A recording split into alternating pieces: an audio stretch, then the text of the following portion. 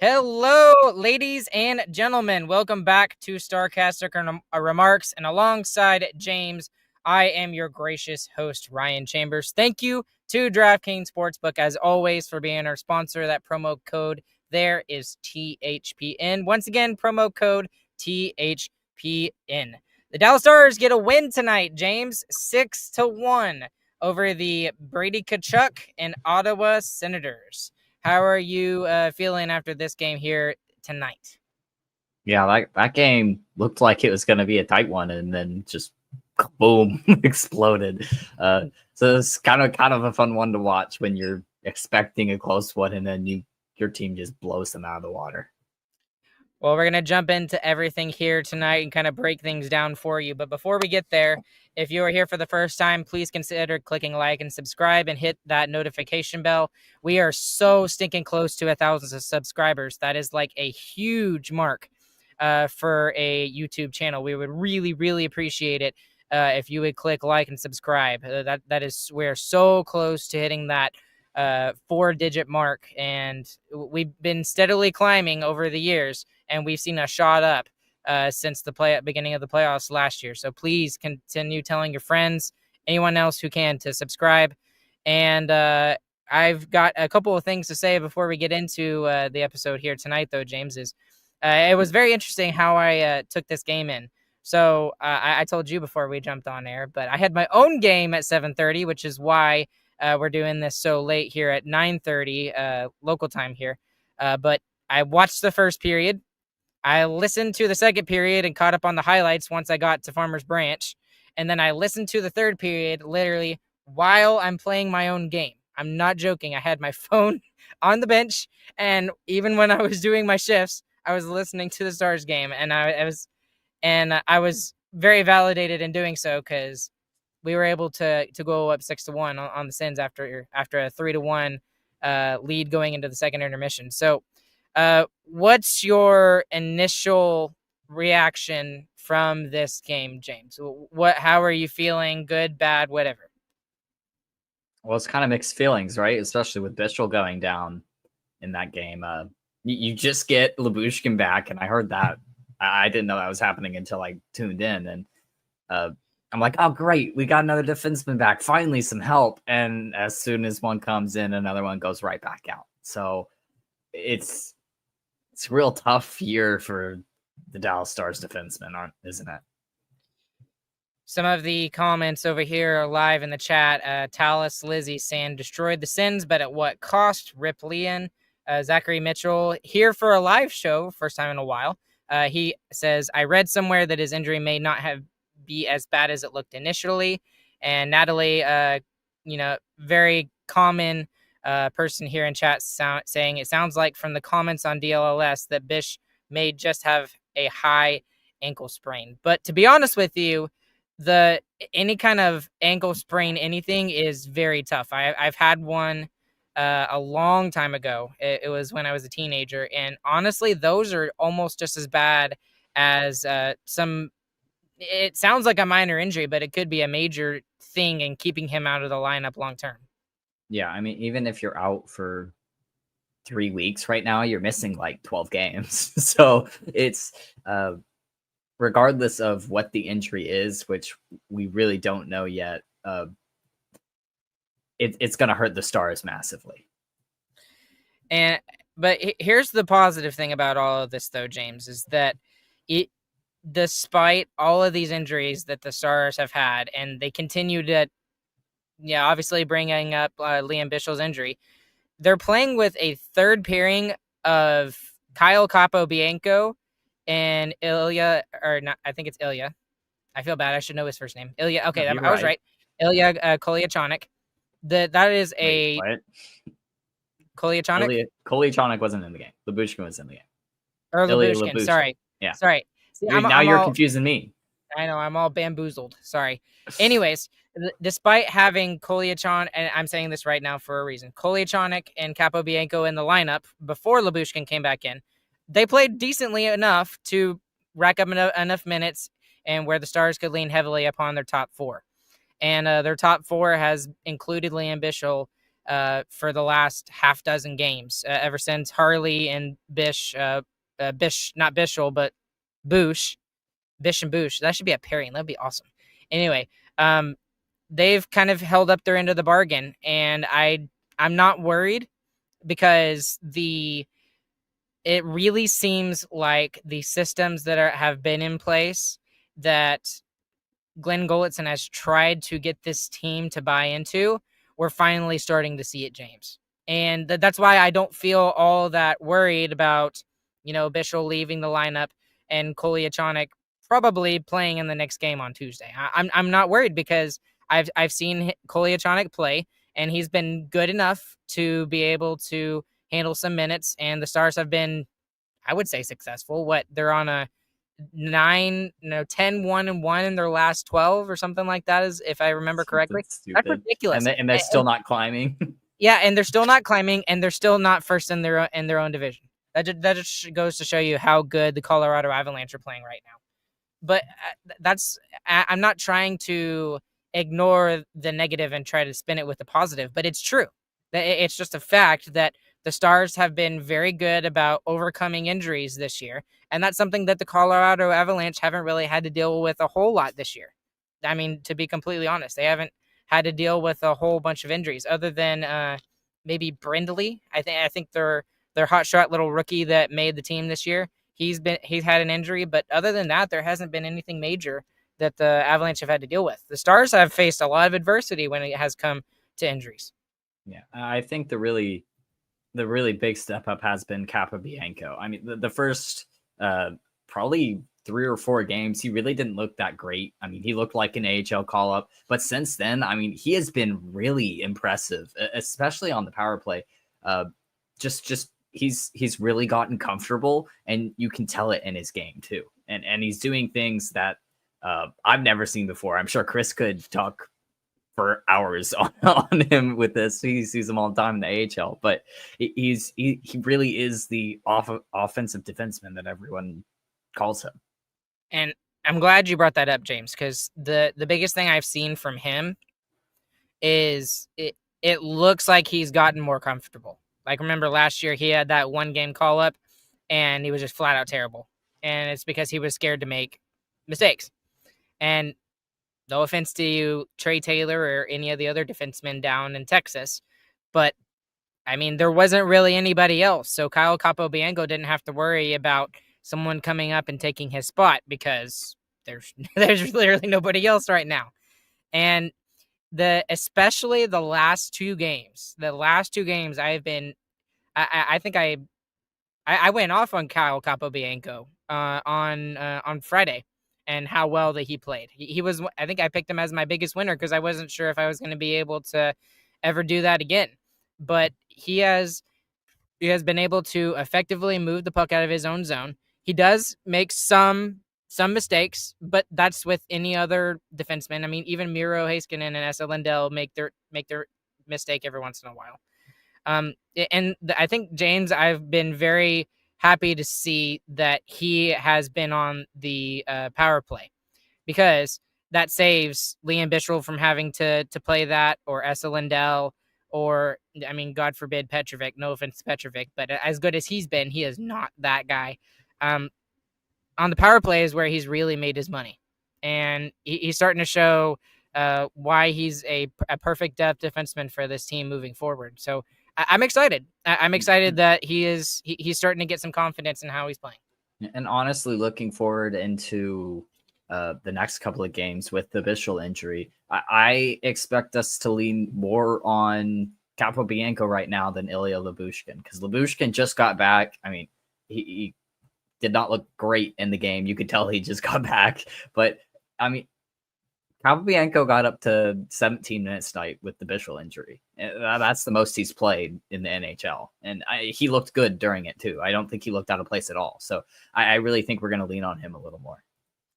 I agree with you that I think we're going to lean on him a little more. But if I'm being honest with you, I think we're going to see Petrovic get a little bit more of those minutes. Petrovic has already gotten those minutes. That's my problem. Petrovic's already at 20 minutes a night. We can't. There's nothing more he can do. But he has not been getting as many minutes as Lian Bichsel has. Lian Bichsel has been regularly being 20 to 20. Yes, no, it's true because go look at time on ice, Ryan. They're both playing 20 minutes a night. It was ridiculous. There was one game where he played about 17 to 18. And he took 3 penalties in that game. Okay, fair. I didn't think about that. That's true. Fair enough. Okay, but I still think that Petrovic is going to be the guy that's going to have to step up because I don't think Lyubushkin is 100% yet. I don't think he is. When he starts to get more comfortable and when he starts to play better, then you lean upon Lyubushkin a little bit more. But until he's actually ready to fully, take those minutes and actually be, I guess he'll be our number 3 for right now. I think Petrovic is going to have to really step up in Bichsel's absence. And to your credit, I think, especially with the game tonight when they were down to 5 defensemen, I think Kyle Capobianco kind of stood up and showed that he could take more minutes. Now, I don't know if he's going to take 17 minutes, but he's definitely not going to do 12 or 13 like we've seen him do the last couple of weeks. So, maybe 15, 14 and a half, 15 and a half, somewhere around there. That would be, easy money for me in terms of where I would expect him to get in terms of ice time. Just to prove my point of Alexander Petrovic has already been playing more than Lian Bichsel. He's only had, it's not counting this game. Okay, the last 6 games, he didn't play for 20 minutes twice, and Lian only played for 20 minutes twice. So flipped back and forth. They're both getting very close to 20 minutes, but Petrovic is getting a little bit more than him already. Just because he is a veteran. Yeah. That's that, and I mean, typically coaches are going to lean upon their veterans. There's so many rabbit holes I want to jump down tonight. We're already halfway through on time, but let's talk about the goals here in tonight's game. So box score wise, just absolutely ridiculous game. Nothing during the first period. I thought the first period was still interesting. I know some people said it was boring, but it was very fun to watch the speed of all of these guys and on both teams, honestly. And Stützle, I thought he was going to go to goal on us here tonight. I really thought he was. Yeah, the Sens looked really good in the first period. I mean, they were playing their game perfectly, making it a heavy game, playoff style, And I have no clue what happened to that game, but that's the only time we saw it was in the first. Well, and sometimes we say that shots on goal are indicative of how the play went, and sometimes not. And this is one of those times where it was 100% indicative of the play. I mean, when you look at the shots on goal per period, in the first, 7-5. Okay, pretty even. Second period, 6-4. Again, fairly even, but I think the Stars were just more accurate on their shots. And I could see the pressure from the Stars starting to get to Ottawa a little bit. And then in the third, oh my gosh, down 3-1, the Stars come out and they're like, "No, little brother, you shall not get any more goals." And they go 15-5 in terms of shots on goal. And I don't know what was said during the second intermission. If someone was like, "Okay, let's try to change this up and finish these guys off and not just hang back." But James, Stars fans are not used to this kind of a third period from a Stars team, especially in a game where we're up by 2. So we're used to whether it was bonus hockey where, we just turtle. We talked about turtling all the time and just stick to your shell and hope that they, get rid of the big chances and don't let anything through. And we would get so frustrated with that. And then in the middle of between that era and this era, we had Pete DeBoer, and Pete DeBoer was kind of, in the middle. Don't take chances, but if you have a chance to go down the ice offensively, do it.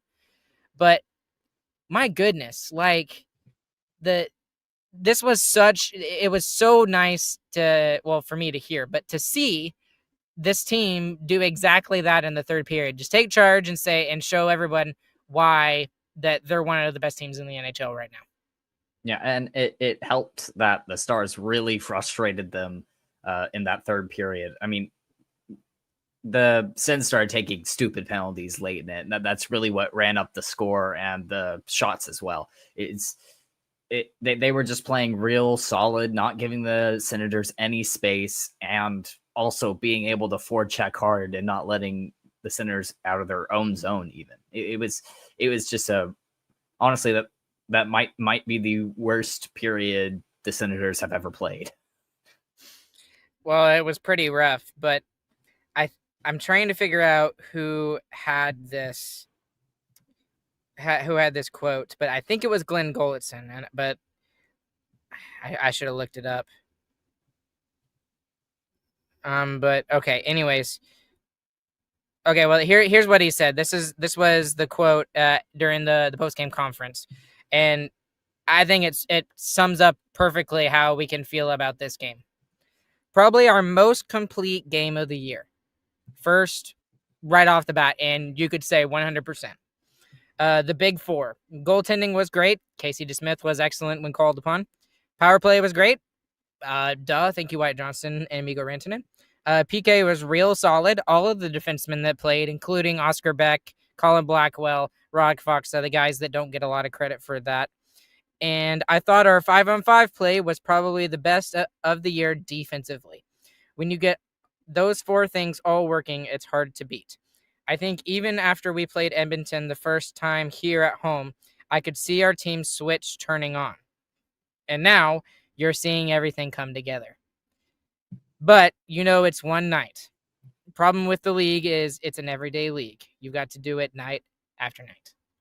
And so he acknowledges the good things, which everything was fantastic about this game. Everything. There was not one thing that I could think of that I was just like, in terms of their play. Obviously, we don't want Lian Bichsel getting hurt, but there's nothing we can control about that. But the word that still seems to elude the Dallas Stars from season to season is the word consistency. And I think that is going to be the word that is going to be preached by Glenn Gulutzen moving forward. And I'm not trying to throw water on a hot fire right now because the Stars are absolutely going off. And it's amazing seeing what they're doing with the decor that they have. But you don't want to get necessarily a big head about it or expect to win every single time. You still have to expect that the team coming into your barn or you going into their barn, they're going to look at you and say, that's the second best team in the NHL right now. They're just as hot as the Colorado Avalanche. We're going to give them our best game. And I think that's something that the Stars are going to have to expect. Yeah, I mean, and especially with the Senators team, they play tight games. They want to keep it that way. And to be able to, I mean, not let them play the way that they wanted to. The Stars truly took their game to the ice tonight. And that's something that really we haven't seen much of. I feel like a lot of the time with DeBoer, the team kind of played how the other team played and just beat them at their own game constantly over and over again. And that's not what we're seeing from some of these bigger wins, like these bigger blowout wins. That's the Stars playing a specific style that is just blowing them out of the water. Well, there's a couple. So this is like the third blowout of the year. I would call this the third blowout. So obviously the first one was, excuse me, was the 7-0 throttling of the Montreal Canadiens. I'm not trying to downplay the Stars, but the Montreal Canadiens were struggling. They were struggling, and we've seen what has happened since that 7-0 win by the Stars. That they've kind of fallen off the map a little bit. Same thing with the big 8-3 win over the Edmonton Oilers. As much as the Stars were good and they took care of business in that game, you could say that the Edmonton Oilers were 100%. They're just falling off the map. They haven't been able to figure it out. I still don't know if they're going to figure it out, though, James, to be honest with you. And I mean, we can talk about that. And that last year. Yeah. Well, and then they were able to figure it out. But this blowout win feels a lot different. And what feels different about it is they didn't go back on their heels. If we're looking for an analogy to put into it, like this was a complete and total package of who the Dallas Stars are. And everyone's talking about, oh, well, no one's going to be able to beat the Colorado Avalanche. And I don't know if anyone's going to do it. May I present the Dallas Stars? Yeah. I think really the impressive thing with the blowouts is all three of those happened in the last 2.5 weeks. So I think that shows the Stars really got to their game and that they're playing the way that goalie wants them to play. Natalie with a couple of good comments over here. I love how they haven't been sitting back late in games, and also saying, I will say hiring goalie looks like a genius move so far. 100%. 100%. You know what else is also a genius move? Bringing up Neil Graham from the AHL. Why do you think the power play is so good? He had a great power play in the AHL. And not to mention, your head coach has also got to work with two of the greatest players of this generation, and Connor McDavid and Leon Draisaitl. Yeah, okay. There's a reason. There's a very obvious reason why these guys are clicking off at like 40% at home on the power play. Like that's utterly ridiculous, James. That's ridiculous. And they somehow improved it tonight because they went 50% on the power play. Okay, so we've gotten this far, and we've just gushed about the team in general. Let's pick out a couple of individuals. We've talked about a couple of individuals on the D-core with like Kyle Capobianco, and we very briefly mentioned Miro and Essa, who deserve every bit of dollars that they're getting right now, the amount of minutes they're playing. But I'll let you have the floor, and maybe you can take the obvious first choice if we're looking at specific players. Oh, well, I'm still going to go on Jason Robertson, honestly. Robo has been on an absolute tear, and he's just not stopping. I don't understand. I think this is the longest like streak we've ever seen from Robertson. I think he scored in like 9 of his last 10 games, which is just nuts to think about, especially when you think about how he started. I mean, he had 3 goals through the first like 16, 17 games, and now he cannot stop scoring. It's impossible. And it's the way he's playing too. It's not just like suddenly it's just started working out. I mean, that's definitely part of it, but he's doing more offensively too. He's making more creative plays. He's stripping people of the puck. With the goal specifically tonight, I mean, he goes in on the forecheck by himself, and he has options once he strips it to pass it to other people, and he just skates around the zone a little bit, looks everyone off, and snipes it in the top corner. Like, that is ridiculous. What I really like that Robo is doing is he is calling his own number, right? Like, so 2 years ago, he was just shooting everything, right? And everything was going in the net for him, and that's why he had so many goals 2 years ago. Last year, the shots kind of went down a little bit, and everyone's like, why isn't he shooting the puck more? And he still got 30 goals, which is good.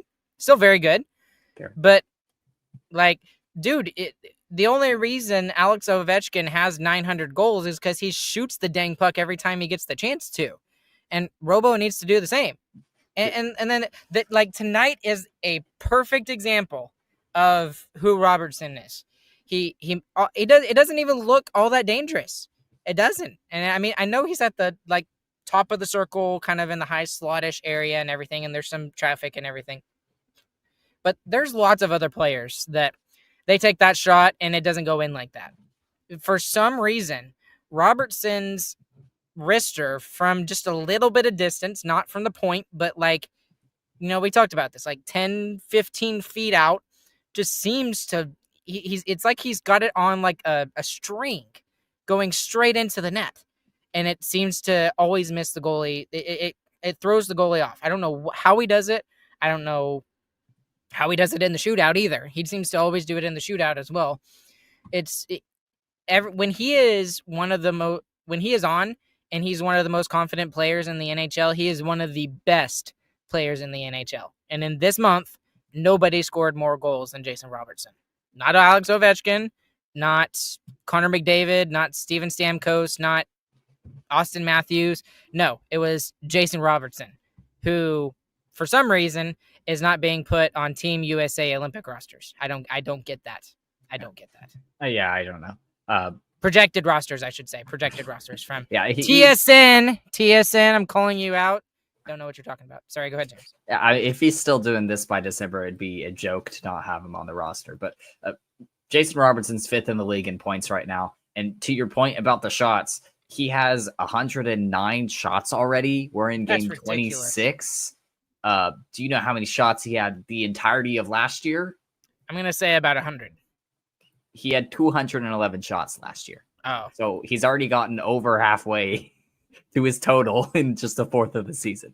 So that is crazy. he is shooting everything, and it's starting to go in now too. He definitely somehow a snake bit at the beginning of the season, but it is just this is honestly more of what we were expecting at the beginning of the season from Robertson. Not maybe this amount of points stretched out over the total amount of games. Right, yeah. Maybe a little bit more productive October and a little bit less productive November, more consistent, but hey, we'll take it as we get.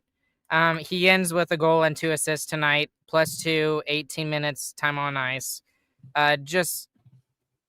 He's one of the best players in the NHL right now. He really, truly is. He's playing better than Johnston. He's playing better than Rantanen. He's playing better than every other player on the Dallas Stars roster right now. Especially 5-on-5. I think that's the biggest thing. Yes. A lot of his goals have come 5-on-5 too. It's not all just on the power play. Speaking of which, this is a perfect segue. Thank you, Zachary, for helping us with our segue. Just like why Joe is not making Canada rosters. Laughable. Now, I know for a fact that Wyatt Johnston is on this short list of players being considered for the roster for Team Canada. It definitely seems like a joke if he is not going to be on Team Canada. I don't know what else he needs to do. I guess he just needs to play like this all the way until the end of December, because December 31st is when they have to have their rosters in, and that's when it's solidified. Now, obviously, injuries could happen, and people can still be called up. So, but either he's on the team or he is like call up number 1 or 2 if someone gets hurt on Team Canada. I don't understand how he could possibly not be playing for Team Canada in February. Yeah, it's tough to get on.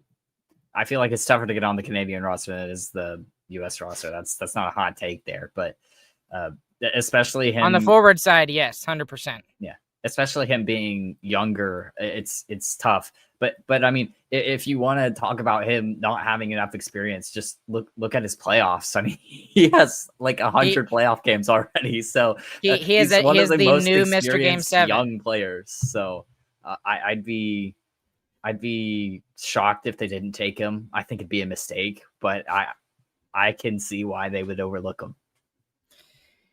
I just don't understand, and people are making like perfect arguments for him in chat over here. Where was it? Oh shoot, I just saw it. By the way, I'm drastically overstating his playoff games. Yeah, he's 56, but still. Yes, Wyatt Johnston has made 3 runs to the conference finals and played in every situation, and then the people, including us, have started to go as far as calling him the next Mr. Game 7. Mr. Game 7 was always referred to Justin Williams, formerly of the Carolina Hurricanes and LA Kings. That was just his thing. He wasn't like a fantastic player. He was a good player, but for some reason in Game 7s, he always seemed to score, have assists, or make big goals happen. And that's what Wyatt Johnston does. He had the big goal against Seattle, was it 2 years ago, 3 years ago? He helped put the Colorado Avalanche away last year in that comeback from behind, 2 goals down in the third period early, and he got the game-winning goal despite Mikko Rantanen having the hat trick. Like, what else does this guy need to do? I mean, literally, the only reason why he won't make the roster is because of his age. That is the only thing I can think of why he wouldn't make the roster. If nothing else, they should just have him to put him on power play unit 1. I mean, I think he's proven right? Not only at the beginning of this season, but in past years, especially in the playoffs, that he is just extremely lethal on the power play. Now, when I say this, I'm not saying he's going to be, first line center for Team Canada. That would just be stupid of me to say that. But should he be playing like third or fourth line roles on Team Canada? Yeah, absolutely. He can play that role to a T. I mean, he's shown he can do that. He played third line for a majority of his career. And it's just recently he's been, put as the de facto number one with Rantanen. And he's played center, he's played wing, he can play on the penalty kill, on the power play. He can do 6-on-5. I mean, whatever. You throw him out there, he is like your security blanket. He's your tight end. He can just do everything. So I don't know what else he needs to do to make the roster. And he ends the night 3 goals with a hat trick, and of course he has to have power play goals included in there. He also ends with an assist, so he has a 4-point night. He gets more points than Robertson because he's like, I have to catch Robertson. And he ends with 17:56 time on ice here tonight. Yeah, I guess he was tired of sitting on the sidelines watching Robertson score all those goals. He's like, you know what? I'm going to get my own too.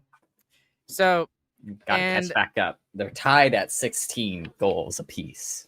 Right. And I know we're gushing about those 2 players in particular, Robo and Wyjo, because they're just playing ridiculous right now. But can I throw a quick little bone out there for the one and only Mr. Jamie Benn? He gets recognized for his 400th career goal. He's only the second Dallas Star to do that. With the entire franchise, he's the only other person that has done it is everyone's favorite number 9, Mike Modano. He has 6 points in 7 games, James, since returning from a collapsed lung. And here's his last 4 games. Goal and an assist against Edmonton. Assist against Seattle. Assist against Utah. Or goal against Utah. And goal against Ottawa. And yes, he is playing very limited minutes. But who cares? If he's playing very limited minutes and he's still getting those points... I mean, he's on a 4-game point streak right now. 4-game point streak. That's ridiculous. That's fantastic. I think that needs to be something that continues on for Jamie Benn. And I think it is helped out by the fact that he's playing with Wyatt Johnston and Mikko Rantanen. Obviously, yes, I'm not going to discount that.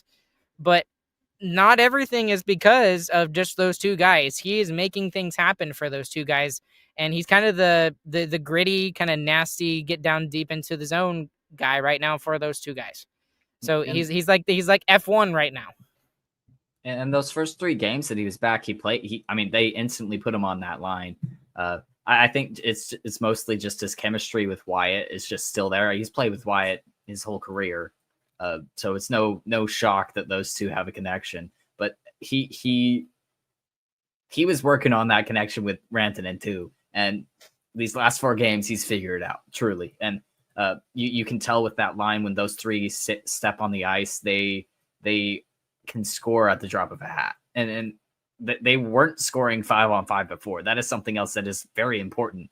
With Jamie, they've scored a lot more 5-on-5 than they had in the previous 20 games that Ben was out. And I'll throw a little bone out there for Casey DeSmith too, who he wasn't overly tested. Yeah, he had a light night, especially after the first period. But I mean, he's got 6 wins out of 9 games, 2.07 goals against average, and a .920. Yeah, he deserved an easy night. Yeah, he deserves a couple. Agreed. Yep. And I think we're going to see him very soon again because we got a back-to-back on Tuesday, Wednesday, James. So we could gush about more of these players here tonight. I mean, everybody had a great game, in my opinion. I mean, one of the things you can look at is plus minus, and I don't see a single person in, nobody has a minus tonight. Everyone's either even or a positive. Yeah. So that's what happens when you score 6 goals and only give up 1. Right. True. And I think how many were on the power play? Was it 2? 2. Yeah. 2 Wyatt scored both of them. Of course he did. And they both weren't from Rantanen, and only one was. Only one. Only one. Anyways, okay. Any worries? Last thought. Any worries about the decor? Yes, always. But I don't we'll think figure it out. I don't think Lyubushkin is going, or Lyubushkin, excuse me. I don't think Bichsel is going to be playing on Tuesday and Wednesday. No. That would be my guess. And I think no matter what, he's not going to be playing on Tuesday, Wednesday. You would have to ignore his pain that he had on the ice tonight for him to be allowed to play those games. It looked bad, but the good thing is James, that they did not say that he's ruled out for tonight's game. They actually ruled him as questionable. So there was a possibility he could have gone back in the game. He didn't, but that helps a little. Come back. I didn't think so either, but I'm trying to give people hope, James. Like, you're just shooting it down. Well, I mean, it didn't matter if he was hurt or not. He wasn't going to come back because the Stars were up 3-1. Yeah. Well, anyway, I'm very impressed with the Dallas Stars right now. Now it just needs to stay consistent. And even if they lose games from here on out, James, as long as we see this process in the way that it showed out tonight go through, if a team beats us just because they're better, then I'm happy about that. I'm okay, because you're not going to win every single game. Unless you're the Avalanche. Unless you're the freaking Avalanche, man. Yes. Hey, here's a question for you, and it's not an obvious answer. What is their only regulation win? Or only regulation lost? Yes. Who is it to? Absolutely zero clue. Well, take one guess. The St. Louis Blues. That would actually be fairly ironic considering how they are playing right now. No. The answer is the Boston Bruins. The Boston Bruins are the only team to beat them in regulation. The Stars have beat the Colorado Avalanche, but they beat them in a shootout, or in overtime, if I believe. It was after 60 minutes. It was not in regulation. Okay, that's going to do it for us here tonight. We went 10 minutes over, but that's okay because there was a lot of things to talk about. There's even more that we haven't gotten to. We still haven't done our reaction to the new jerseys yet. It's going to be fun. I'm excited to get Chris's rant on it because I love the jersey. I love the jersey. I'm not opening that can right now. We need to wrap it up. James, anything else tonight? Nope. All right, y'all. Thank y'all so much for following along with us live. There's even more of you who are doing so afterwards. Once again, even if you're just listening on the audio side, please do us a favor. Go click like and subscribe on the YouTube channel. And James will show James will show you more. James will show you more of his honey roasted nuts that he has in a container. Honey roasted. They're coconut. Okay, coconut or whatever. Coconut cashews. Cayenne Pepper or whatever. Okay. And we would really appreciate it if you would click that like and subscribe button. We're so close to 1,000, so close to 4 digits. We would love y'all if y'all would do that for us, please. We love y'all now too, though. Yes, we do love y'all now because y'all are up with us at 10:10 on Sunday night. And if you're listening on the audio side, 5-star review, we'd appreciate that. Become a Who Cares member for $5 a month, where you get access to my game notes, and that's how I go through and how I structure all of these episodes as we do them. So if you'd like to see those notes, I literally type them live, and you can literally watch my notes live as you're watching the game too. It's fun. And as always, thank you to our sponsor, DraftKings Sportsbook. Promo code there is THPN.